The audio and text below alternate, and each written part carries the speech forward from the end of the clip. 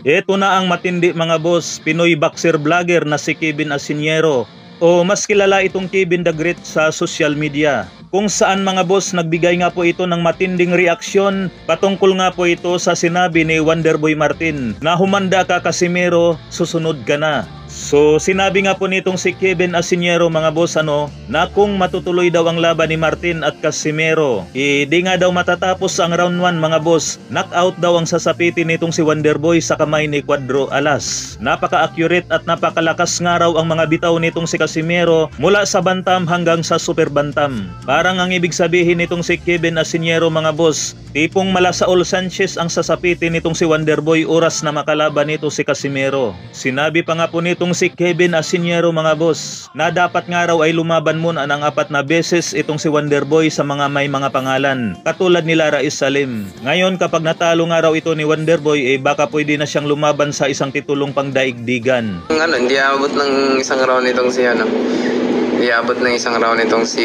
Carla Mismardin. Samantala, nagbigay din ng honest opinion mga boss ang dating IBF Light Flyweight World Champion na si Milan Melindo. So base nga po rito sa pinos nitong si Milan Melindo mga boss, kung saan mas handa nga raw itong si Wiljan Mindoro para sa World Championship title fight kisa kay Wonderboy Martin. Siguro ang pinagbabasihan nitong si Milan Melindo mga boss may nakalaban ng dekalibreng boksingero itong si Wiljan Mindoro. Katulad kay Takeshi Inoue na nakalaban ni Wiljan Mindoro na isang top contenders at dati na ring nakalaban ni Timsio. Tapos nitong huling laban ni Wiljan Mindoro kung saan ay tinapos nga po niya sa knockout si Joel Camilleri. Kung kay Timsio mga boss hindi napabagsak itong si Camilleri, wasak nga po ito pagdating kay Wiljan Mindoro. Sabi pa nga po nitong si Milan Melindo mga boss, di daw bali kung kukunti pa lang ang mga nakalaban pero may mga pangalan naman at dekalibre. Diyan daw kasi nakukuha mga boss ang matinding karanasan sa ibabaw ng luna. Kung ikukumpara nga daw kay Wonderboy Martin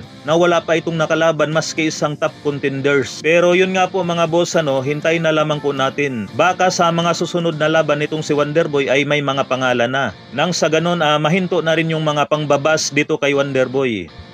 Terrific work by Camilleri to smother the man from the Philippines. Throw right hand off the back. So Camilleri, no stranger to going the 10-round distance. So 8 rounds for this Asian title won't hold any fears for him.